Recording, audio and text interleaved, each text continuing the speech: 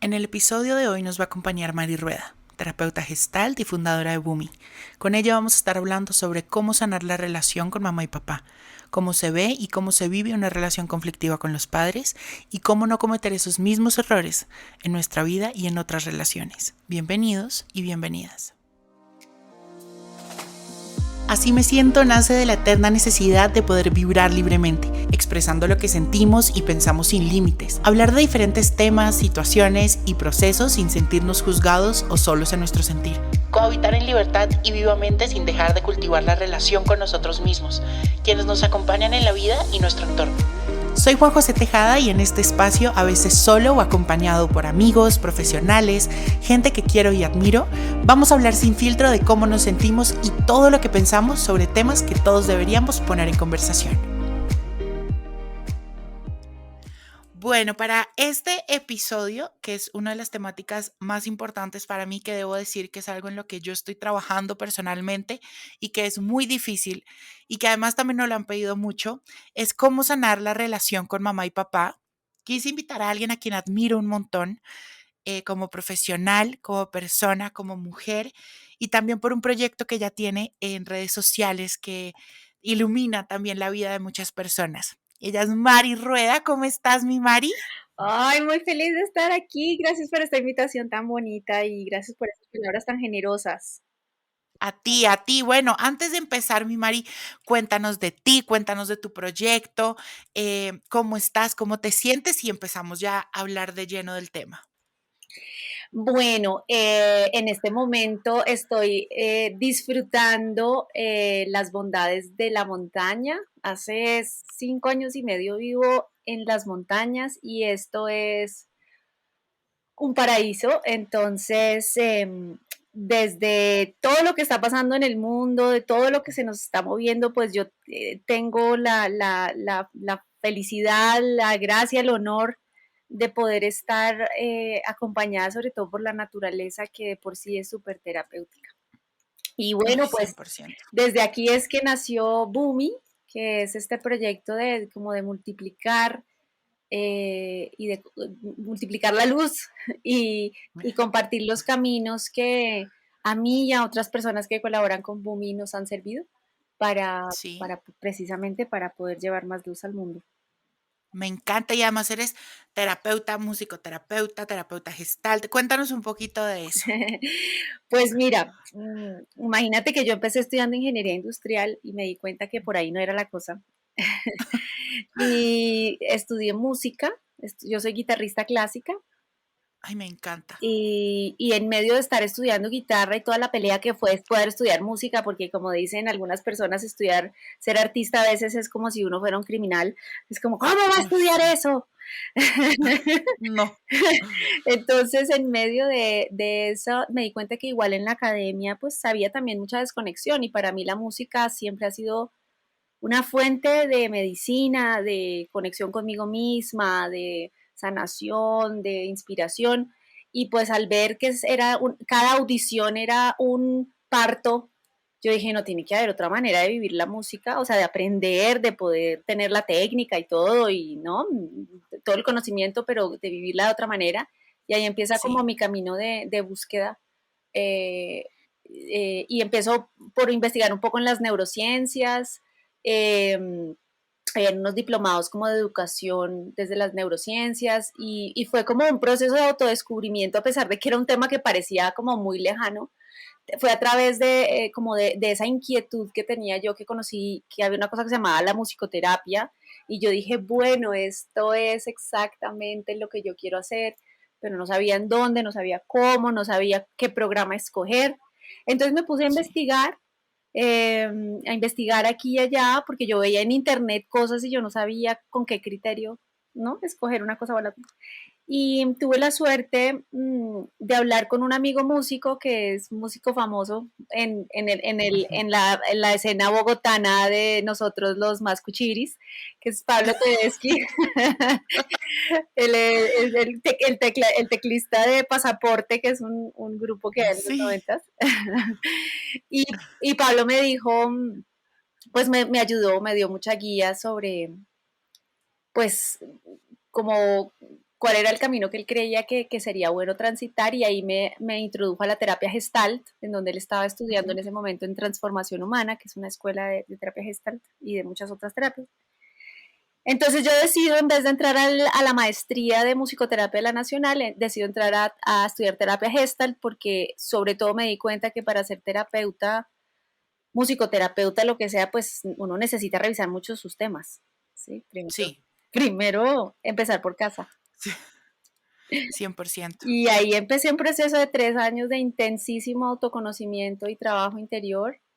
Y a partir de eso descubrí que había ya cuál era como el modelo con el que yo me conectaba, ¿no? Porque en la musicoterapia hay Ujú. diferentes modelos y el modelo definitivamente era el humanista y seguí buscando y me encontré que en México había un modelo de musicoterapia humanista hecho por un mexicano que es mi maestro Víctor Muñoz Polit y me fui a México a estudiar y, Me encanta. y ahí se juntó la Gestalt con la música en un modelo de intervención a través de la música que tenía como esa mirada humanista, eh, ese trabajo con el cuerpo, porque también es desde la core energética, que una manera de aproximarse también a la estructura corporal y a todo lo que devela nuestra estructura corporal, de nuestro carácter y de nuestras vivencias.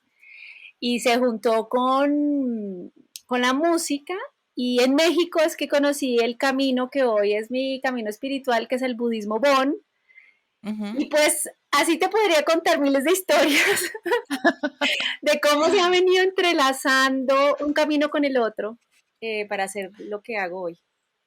Pero muy chévere eso, que hayas podido, uno, pues empezar como a reconocerte y a entenderte el momento en el que te das cuenta que la ingeniería no, y la música y cómo eso lo entrelazas con la terapia y con todo, me parece increíble. Ujú. Entonces, bienvenidísima por estar acá, gracias por tu espacio.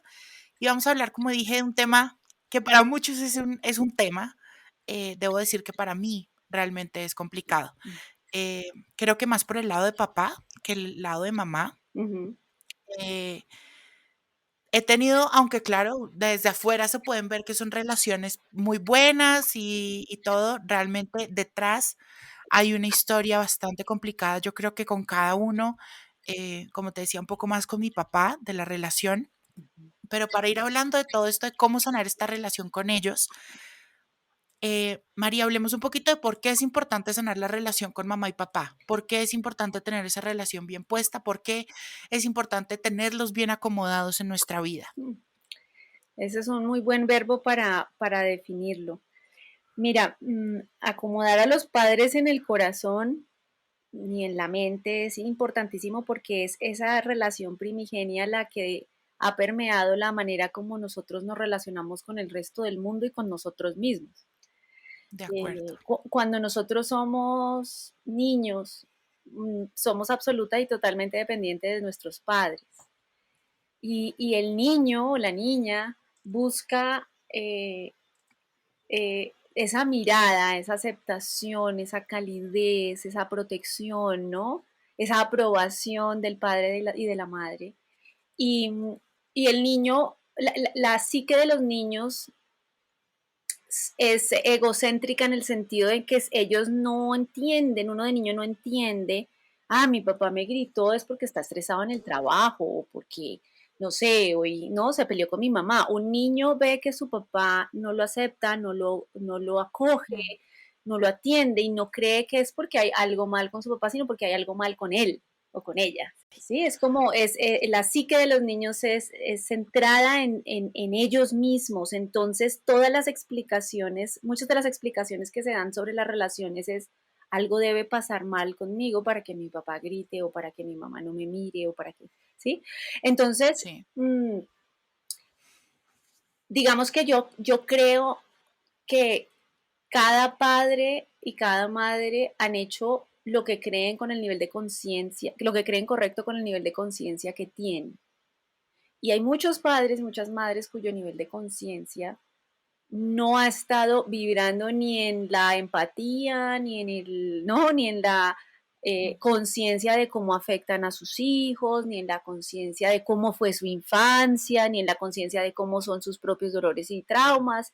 Entonces, en esa relación con los niños, con sus hijos, muchas veces proyectan y un poco dan de eso que ellos han recibido que también ha sido nocivo, ¿sí? De acuerdo. Y también dan de eso que ha sido dulce, maravilloso, ¿sí? Ujú. Pero imagínate, o sea, si esa relación es la relación que marca muchas, la manera como nos relacionamos con nosotros mismos, con el mundo y con otros. Y en esa relación, en donde nosotros somos más vulnerables, ¿sí? Más chiquitos, más desprotegidos, el que es el adulto, el grande, no está muy consciente de sus propios dolores, de sus propias heridas, de sus propios temas inconclusos, pues pasan un montón de cosas que pueden ser que lastiman mucho al niño o a la niña, ¿sí? Claro. Y es que, o sea, yo creo que para ambos sitios, o sea, si lo vemos por el lado de la paternidad y de la maternidad, y lo vemos también para los hijos, yo creo que también son relaciones que cargan mucha responsabilidad, Ujú, ¿no? Entonces siempre está, pero es que tú tienes que ser buen hijo, tú tienes que hacer caso, pero tú tienes que ser buen papá y tienes que ser buena mamá. Y hay que entender que para ambos roles no hay un manual. ujú, ¿No?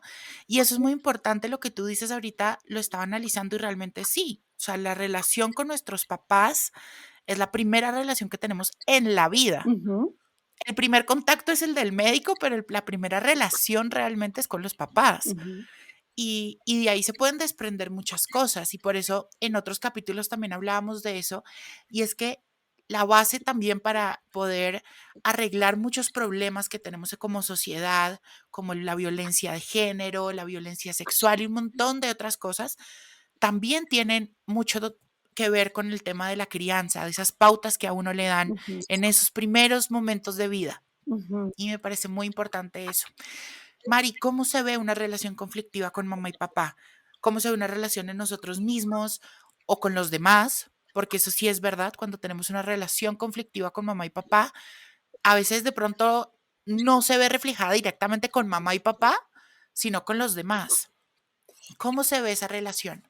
Pues mira, yo creo que de muchísimas maneras, porque digamos, en nuestra psique queda algo que son los introyectos, son esas ideas que nosotros fuimos acumulando en nuestra crianza, puede que nos las hayan dicho abierta y directamente, como yo qué sé, las niñas no salen de noche o los niños no lloran o lo que sea que nos hayan dicho o simplemente cosas que nosotros veíamos en la interacción, que son como esas ideas o esas creencias que nos van quedando ahí en nuestra memoria y en nuestra manera de operar, ¿sí? Ujú. Entonces hay unas muy específicas y muy concretas de las cuales uno es muy consciente, ¿sí? Em, de pronto en las relaciones con padres en donde hemos sentido mucha injusticia, de pronto para nosotros puede ser muy evidente que andamos buscando justicia a donde vamos, ¿sí? Justicia en la De pareja, acuerdo. justicia en el trabajo, justicia en las relaciones con los pares, ¿sí? Hay unas que son Sí. muy evidentes o de repente si a mí lo que me hizo falta fue sentirme visto o vista, ¿sí? Si me hizo falta como que validaran que yo me sentía de cierta manera, de repente yo voy a estar buscando en los vínculos ser visto, ser validado, ¿sí?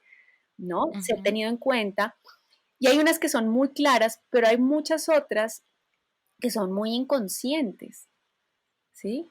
Claro. Porque, de nuevo, hay unas que están como muy en el frente y muy claras, pero hay otras que era simplemente una manera de interactuar. Entonces, por ejemplo, pasa, por ejemplo, en las familias más tradicionales de nuestra sociedad bogotana, por ejemplo, o colombiana, que las mujeres tienen unos roles y los hombres tienen otros roles, ¿cierto? Ujú.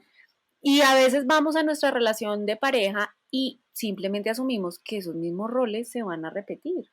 Y yo de repente, si Claro. nunca ayudé a, yo que sé, a cuidar la casa, pues voy a mi siguiente relación y de pronto ni me lo pregunto hasta que mi pareja me dice, oye, ayuda, o oye, esta casa también es tuya, o oye, no me Ujú. hables así, ¿sí?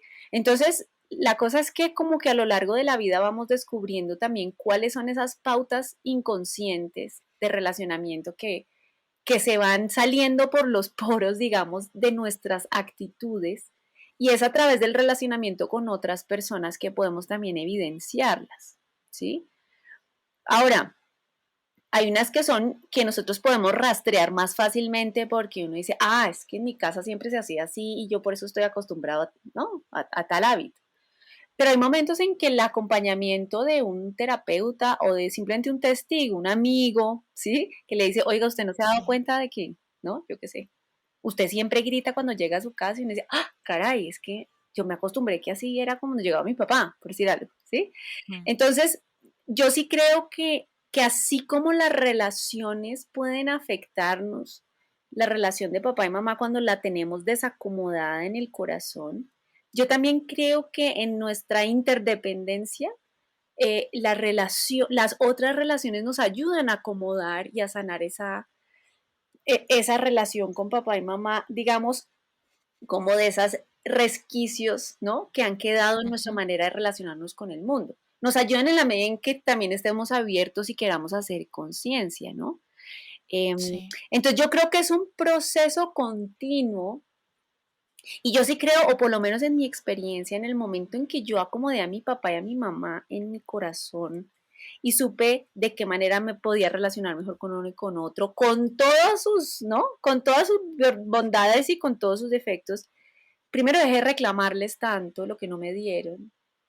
Y segundo, como que sentí una serenidad de no tener que ser diferente, porque en el fondo esa aceptación y esa mirada amorosa, aunque peleemos en el fondo, la queremos. A mí, por ejemplo, me pasa algo y es eso, lo que acabas de decir, que realmente de pronto no he logrado acomodar del todo, por ejemplo, la relación con mi papá, Mm, ni podido sanarla del todo, em, pero sí han habido de pronto personas externas que me han ayudado un poco a acomodarla, sin tener que hacerlo directamente con mi papá.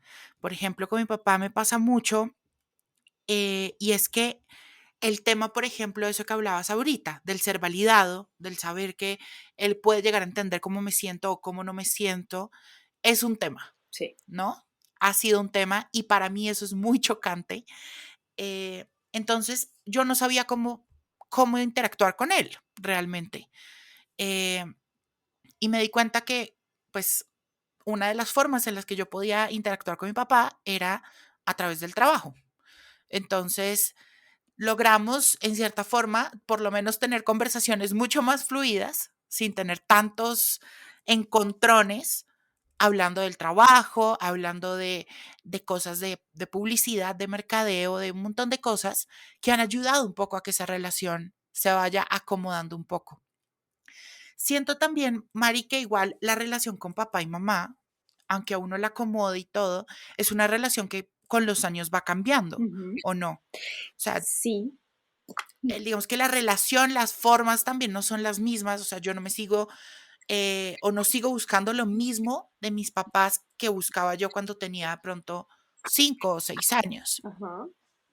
Pues a eso te diría varias cosas. Yo creo que con el tiempo lo que uno aprende también es a ver al otro. Sí, Y el otro es ese otro ser humano que es mi papá, que si bien yo lo tengo puesto en un lugar en donde espero un montón de cosas, ¿sí? En donde le reclamo, en donde es como era un poco su deber y su obligación amarme y cuidarme y darme lo mejor en términos afectivos, porque fíjate que muchas veces el reclamo, yo creo que lo que a veces no se pillan los papás es que el reclamo de ese niño, de esa niña es muy afectivo y usualmente los papás mm, en lo abrumador que puede ser la paternidad y la maternidad, como que proveen, ¿no? Como que dan las condiciones físicas materiales o el buen colegio o el buen, ¿sí? Algunos, sí, otros pues están muy desconectados y pueden ser muy maltratantes, pero quiero decir, quienes hemos tenido como una base de unos papás que nos han dado como que se han esforzado mucho por darnos una base, claro, es como que hasta ahí llegó a veces la memoria RAM, ¿no?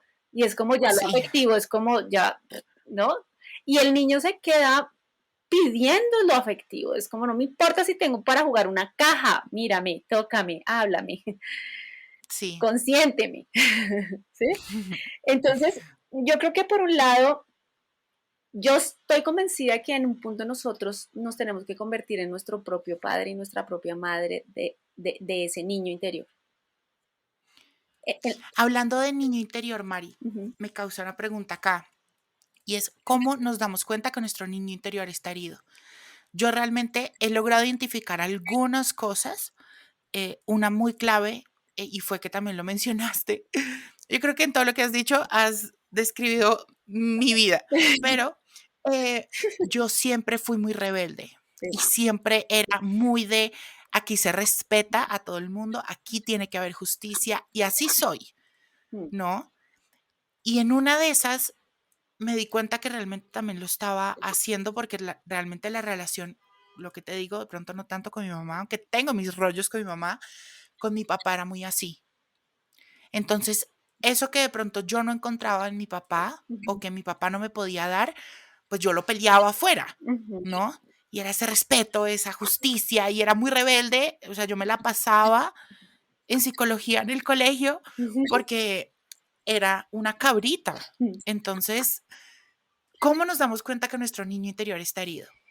Pues yo la verdad no conozco a la primera persona que no tenga alguna herida de su niño interior. Yo, yo Ujú, creo que hay grados, yo creo que hay diferentes temas, em, pero yo creo que igual ese niño interior no solo es herido a veces por sus padres. Yo he tenido consultantes que su herida es con algún hermano ujú. o sí, o con alguna otra figura, digamos, de algún cuidador o alguna figura familiar que hizo las veces de cuidador o que era muy cercano, ¿sí? Em, y yo creo que ese niño, un poco yo creo que la característica de ese niño interior herido es que sigue reclamando y sigue llorando por temas que no ha podido resolver. Entonces, como que sigue pidiendo esa atención, sigue pidiendo esa mirada, sigue. Y yo creo que hay un punto en que la única manera de sanarlo es que nos convirtamos en nuestro propio padre y nuestra propia madre, en el sentido es que el que yo soy quien voltea a ver a ese niño y le digo, aquí estoy para ti. Nadie mejor que yo sabe lo que tú necesitas. Sí. Y es que ahí también, algo que a mí me ha costado también entender, es un poco que, y es un poco ligado a este dicho, no me lo vayan a entender mal, pero pues, ¿cómo es que es? Burro viejo no aprende a hablar o algo así. Yo desde hace unos años empecé a vivir un proceso en el que yo me empecé a dar cuenta de todo este tipo de cosas. Y yo en ese momento yo me daba cuenta que yo les reclamaba un montón, por ejemplo, a mis papás, que fueran de otra forma, que aprendieran a no sé qué, que hicieran, que pensaran, hasta que yo dije, y me acuerdo, una terapeuta me dijo, ya, tus papás son lo que son. O Ujú, sea, son señores de 50 años, ya lo que no han podido cambiar, no lo cambiaron. ujú, Y hay que tener en cuenta que el que está yendo a terapia eres tú, no ellos. ujú, tal cual. Entonces ahí conecto mucho eso que tú dices de que a veces el sanar esa relación, a veces directamente con papá y con mamá, a veces puede llegar a ser tan difícil que es preferible voltearse uno, abrazar ese niño interior y sanar eso con uno, ¿no? Precisamente para que uno no pueda y uno no siga llevando ese peso a otras relaciones. Que a eso va mi otra pregunta. Y es cómo podemos hacer desde hoy, qué podemos hacer desde hoy para no repetir la misma historia que vivimos con nuestro papá o con nuestra mamá en nuestras relaciones de pareja, en nuestras relaciones con nuestros hijos o en las relaciones de trabajo. Porque yo me he dado cuenta que a veces hay gente que, por ejemplo, tuvo una relación un poco sana con sus papás, o que siempre fue una relación como de carencia, y esa persona siempre, por ejemplo, entonces en su pareja busca esa protección, pero no es una protección de pareja, sino una protección paterna o materna. Ujú. No sé, ¿qué podemos hacer desde hoy? Bueno, hay varias cosas que te quiero decir al respecto, un poco siguiendo la línea de lo que me acabas de decir, ¿no? Eh, Primero hay un trabajo muy bonito de una pareja que se llama Krishnananda y Amana, en donde Ujú, ellos son, ella creo que es sueca o nórdica, no sé de qué lugar, él es norteamericano. Yo hice con ellos unos talleres sobre el niño interior y trabajamos el niño interior en México. Y ellos hablaban del bloody child, ¿no? Del el niño que quiere sangre, ¿no? Hay un niño furioso dentro que es como que hasta que no hagan justicia, hasta que no le den, ¿sí? No quiere, no descansa, Sí, ¿sí? Entonces, primero hay como, es como un reclamo que no se sacia, a menos de que de verdad el papá y la mamá hicieran exactamente lo que ese niño o esa niña espera. Entonces, yo siempre he dicho que si bien hemos experimentado abandono en algún punto de nuestros padres, puede ser un abandono explícito para las personas que de pronto sus papás o su papá o su mamá se fueron, desde ujú, abandonos emocionales a pesar de que los papás estén ahí. Eh, la cosa es que el más grande abandono que experimentamos en nuestra adultez es el de nosotros mismos, el de nuestra falta de atención y mirada a ese niño y esa niña que necesita sanar su herida y necesita ser escuchado, ¿sí? Entonces sí, como que es como, a mí me da la impresión que a veces como que el adulto se convierte en ese títere de ese niño a veces, ¿no? Y sigue reclamando, pero ya con palabras elaboradas, ya con, ¿no? Con frases más, pero en el fondo es ese niño que busca justicia, ¿no? Entonces, yo de creo acuerdo. que por un lado, considerar que nuestros papás también tienen un niño herido, también tuvieron una infancia donde les faltó cosas y que también hay dolores que ellos no han sanado. Primero, para responder tu última pregunta, yo creo que sí tener una conciencia más compasiva de que el otro también le dolió y que al otro también le faltó algo, De acuerdo. ¿sí? Y eso hay que llevarlo a todas las esferas de nuestra vida, saber que la otra persona, o sea, que estamos teniendo relación con un ser humano también, ¿no? Y que aunque, claro, hay que hacerse responsables de uno mismo, pero entender que hay otra persona ahí. Entonces, esto bajo ningún pretexto es justificar el daño o el sufrimiento que me han causado. Esto es comprender que ellos también vivieron un daño que al no ser sanado se repite, ¿no? Transgeneracionalmente. Sigue Claro, siendo un tema así. Entonces, lo primero que yo te diría, ¿qué se hace para qué hacemos para que no repitamos eso? El regalo más grande que yo creo que le puede dar un padre a un hijo y que nosotros le podemos dar a cualquier persona es revisar nuestros propios temas inconclusos.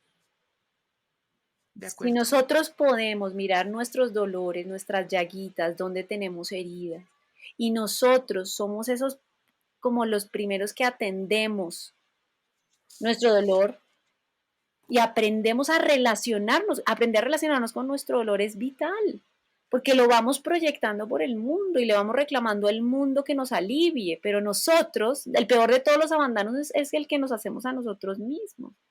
Entonces, es una cadena de personas abandonadas, abandonadas de sí mismas y de otros, que siguen buscando con sed y con hambre ese amor afuera.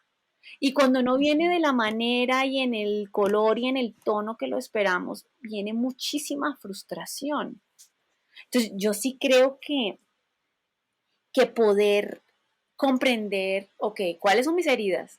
¿Cuáles son mis expectativas? Porque las expectativas pueden ser un gran motivador, pero también pueden ser una trampa terrible en el momento en que nos relacionamos.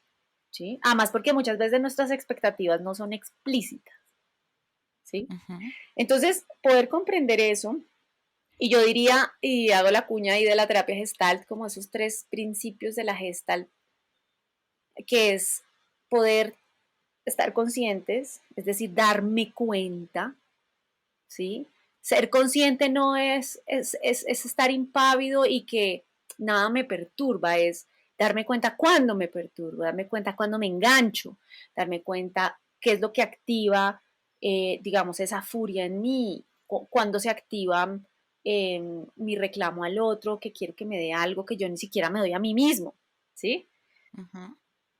Responsabilidad, ¿qué quiere decir? Que yo no soy víctima de nadie en el sentido de que yo ya tengo la posibilidad de responder a la vida de otra manera, que yo soy quien se hace cargo de mí, ¿sí? Que si yo quiero sanar mi relación con papá o con mamá, el primer acto de responsabilidad de pronto es decir, yo todavía estoy muy herido, yo todavía no he podido acomodarte en mi corazón, soy consciente de ello y voy a trabajar. Por ahora no puedo, ¿sí?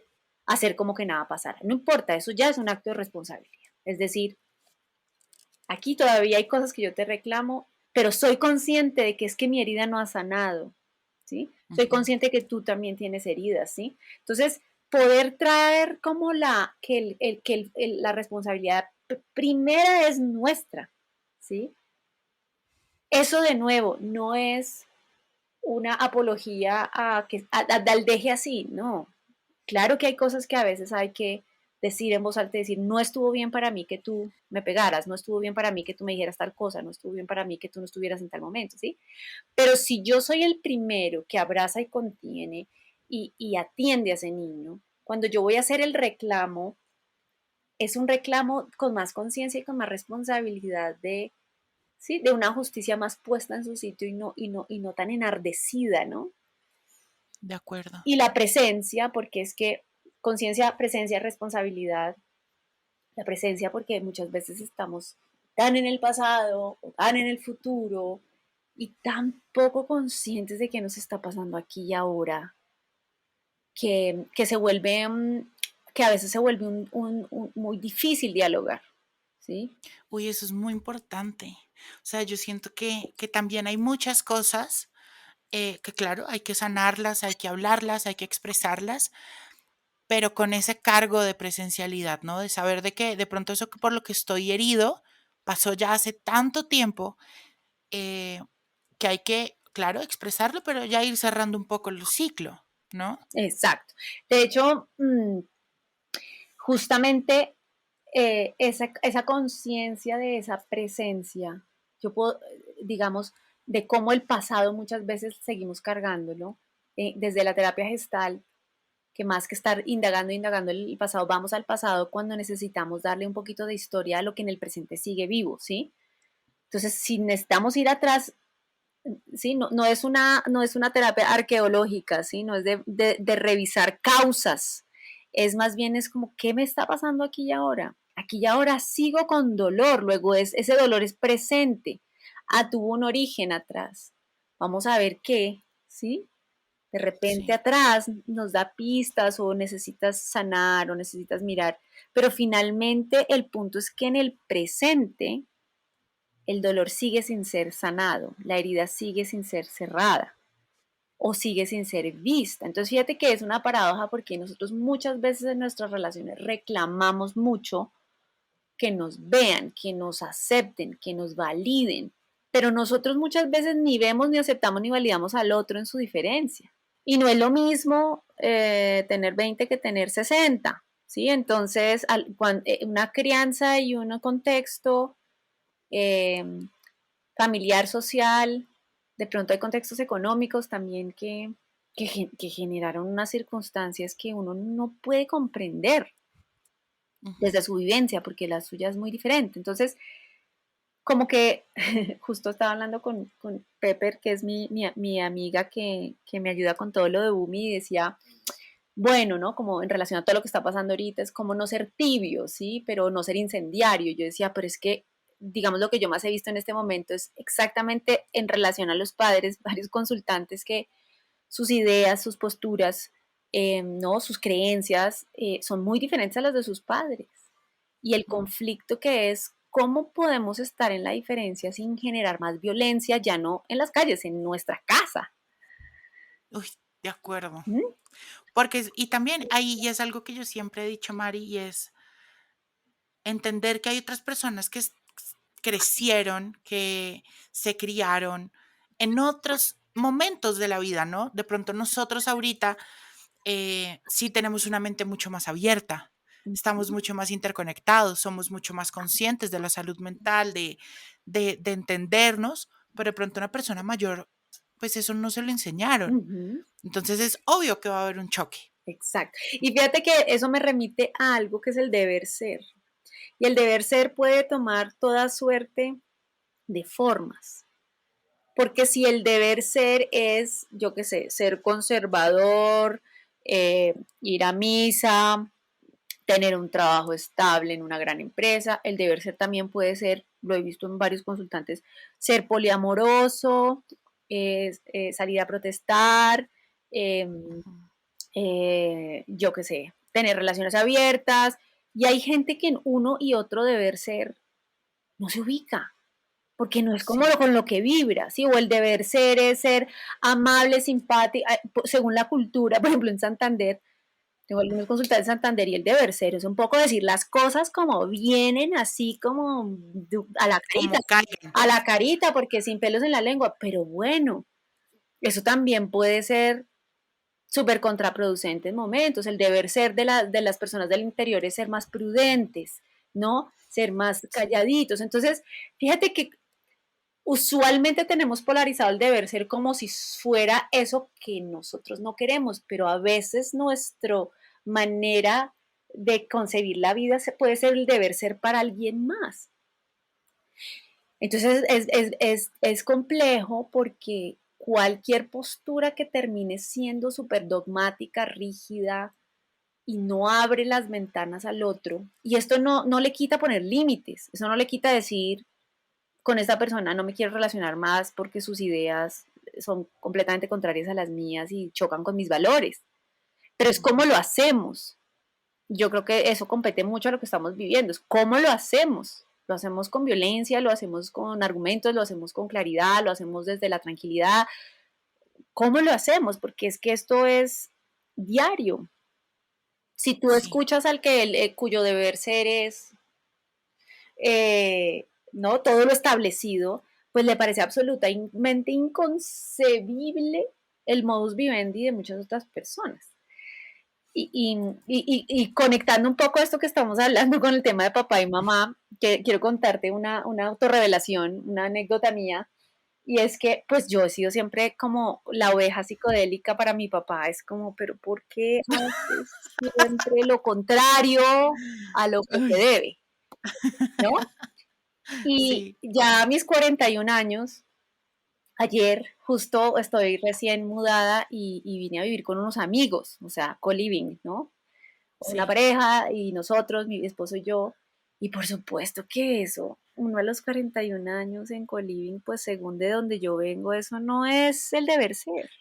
Sí, es mijita, ¿por qué? ¿Cuál es la Exacto. necesidad? En la montaña, además, o sea, pero me dio mucha sorpresa porque mi papá, después de tantas veces que me ha dicho, usted está loca, pero ¿por qué hace eso? Pero usted está loca. Ayer, con una tranquilidad y con una dulzura, me dice, ¿y cómo está? ¿No? Bueno, ¿y qué tal el coliving? No, chévere. Y, y le dije, papá, es la primera vez que no reaccionas. Me dice, no, pues ya me acostumbré. Y yo dije, wow, o sea, finalmente los dos cedimos, porque yo tampoco reaccioné, yo era muy reactiva, yo te entiendo mucho, yo era muy peleona, muy reactiva, muy contestataria, y creo que era mi manera, pues, de abrirme campo en medio de una familia muy hermosa, pero muy en el establishment que yo sentía y vibraba de otras maneras. ¿M? Sí, Y honro porque, pues, digamos que esa es la medicina también que tiene como el enojo tiene es el gran abanderado del no, es el que nos da la fuerza para decir no, esto no me parece. Pero yo no sabía dosificarlo mucho, yo vivía muy brava eh, ujú, y no tenía filtro. Y de alguna manera también mi cambio ha sido comprender de dónde viene el otro y también meterle un poco más de humor. Entonces yo ya me burlo de mí misma con sí. mi papá, es como si su hija la loca. Y ya él ya como que se suaviza, ¿sabes? Y ayer fue la culminación de eso, fue como, qué chévere, ¿cómo vas en la montaña con tus amigos en tu colín? Algo que yo nunca jamás podría hacer en mi vida. No, y me gusta mucho eso que dices, Mari, de aprender, de soltar un poco, que eso me lo ha enseñado mucho también mi hermano, por ejemplo. Mi hermano es la persona, como él dice, él capotea Sí. y entonces él sí, él realmente, él es y deja ser. Él, que a mí a veces eso me desacomoda mucho porque yo soy como Andrés Felipe, sé consciente, ¿qué te pasa? Pero Andrés Felipe me dice, ay, deja, o sea, capotea, capotea a mi mamá, capotea a mi papá. Y yo así como, pero ¿cómo voy a capotear si es que están diciendo un montón de estupideces?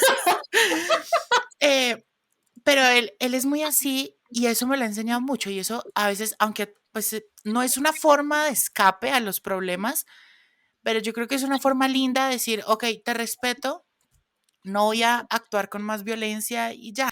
Bueno, no, creo que todo lo que hemos hablado lo podemos resumir en que para sanar la relación con mamá y papá, eh, hay que también sanar la relación con nosotros, hay que mirarnos también hacia adentro, entender de dónde viene el otro y realmente tener una dosis muy alta de conciencia plena y presente en lo que está pasando en este momento de nuestras vidas y no aferrarnos tanto al pasado. Creo que eso nos puede dar unas herramientas y un empezar a caminar en esa relación un poco más sana con nuestra mamá y con nuestro papá. Mari, gracias infinitas por tu espacio, por tu conocimiento, por todo lo que nos dijiste y todo lo que me dijiste, porque como te digo, este episodio creo que lo hago también por mí, Qué dicha. porque necesito acomodar a estos dos en mi vida. Eh, gracias, en verdad, tu proyecto, todo, gracias, gracias, gracias. Ay, con todo el amor, con todo el gusto. Gracias a ti por esta invitación, por también recordarme la importancia de compartir y de sumar este acompañamiento de un proyecto y el otro, ¿no? Que me parece tan Sí, bonito, ¿no? Que lejos de ser, de tener cada quien que estar en su propio camino, podemos juntarnos. Creo mucho en la interdependencia y, y cerraría diciéndote que definitivamente para sanar a esos papás hay que sanar a ese niño interior y empezar a ser de nuestros acuerdo. propios padres de ese niño interior. Cuando seamos nuestros propios padres, cuando nosotros miremos con más amor, con más comprensión, con más atención a ese niño, a esa niña interior, vamos a dejar de reclamarle tanto a nuestros papás y vamos a saber a qué distancia podemos estar de ellos, que eso De también es clave. acuerdo. Bueno, Bueno, mi Mari, te mando un abrazo gigante. un abrazote gigante, muchas bendiciones y nos veremos en algún otro capítulo.